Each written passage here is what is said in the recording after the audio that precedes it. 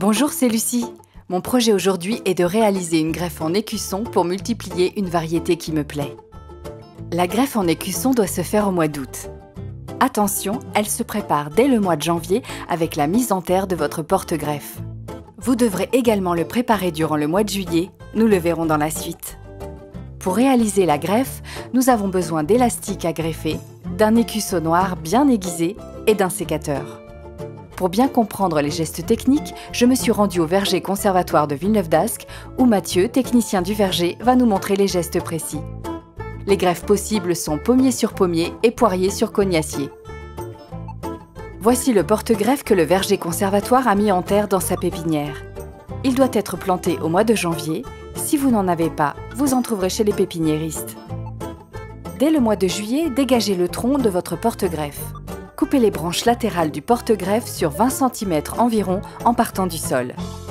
Durant le mois d'août, vous allez pouvoir effectuer votre greffe en écusson, de préférence par une journée pas trop chaude, afin d'éviter que votre greffon ne se dessèche. Vous devez prélever un greffon de la variété que vous souhaitez reproduire. Comme le prélèvement du greffon se fait au mois d'août, il est facile de bien choisir la variété souhaitée, en goûtant les fruits par exemple. Nous avons choisi ici de développer la variété de la poire Saint-Mathieu. Une fois que votre choix est fait, coupez au sécateur votre greffon, c'est-à-dire une branche d'un an d'âge. Vous prélèverez par la suite sur ce greffon votre écusson servant à la greffe.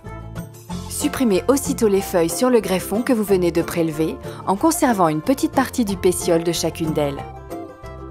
Pensez à étiqueter votre greffon avec le nom de la variété. Pour éviter que votre greffon ne se dessèche, emballez-le dans un papier ou un torchon humide le temps que vous vous rendiez jusqu'à votre porte-greffe.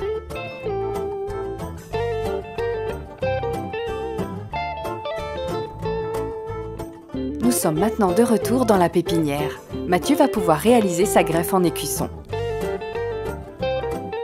Commencez par former votre écusson. Pour cela, choisissez un bourgeon bien développé au milieu de votre greffon. À l'aide de votre écusson noir, coupez une bandelette d'écorce derrière un œil sur une longueur d'environ 3-4 cm sans prélever de bois. En y regardant de plus près, vous trouverez derrière cet œil une sorte de corps étranger. Il s'agit d'une bandelette de bois pouvant ressembler à un fer à cheval. Vous devez enlever cette partie blanchâtre du bois pour assurer une bonne soudure entre votre porte-greffe et votre écusson. La soudure s'effectuera au niveau de l'écorce. Toutefois, faites bien attention de ne pas évider l'arrière de votre œil. Revenons à notre porte-greffe. Celui-ci doit avoir un diamètre maximum de 1,5 cm environ. La greffe se fera à 10 cm du sol face au vent dominant. Avec votre écusson noir, faites une coupe en T, sur toute la largeur du porte-greffe pour l'horizontale du T et sur 3 cm pour la verticale. À l'aide de la spatule, décollez puis soulevez légèrement les deux morceaux d'écorce. Il est maintenant temps d'assembler votre écusson sur le porte-greffe. Insérez délicatement votre écusson dans la coupe en T du porte-greffe en le faisant glisser sous l'écorce.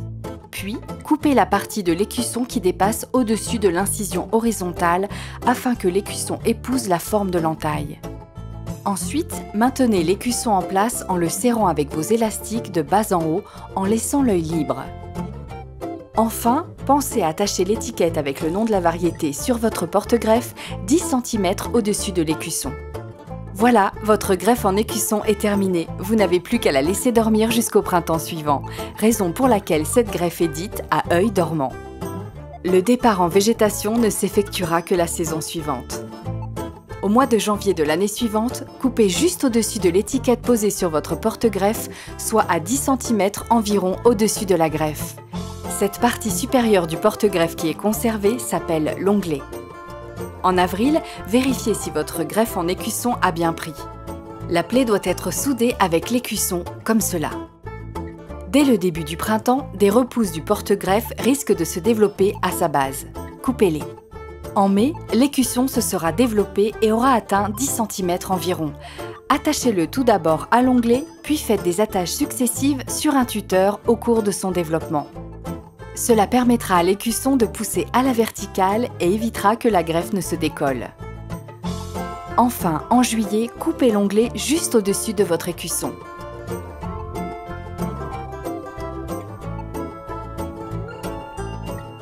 Et voici le résultat de notre greffe un an après.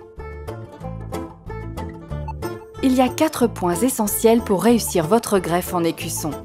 Plantez un porte-greffe dès le mois de janvier, préparez votre porte-greffe au mois de juillet en dégageant son tronc, effectuez votre greffe en écusson par une journée pas trop chaude durant le mois d'août. Et enfin, conservez votre pépinière propre tout au long de l'année par des binages réguliers.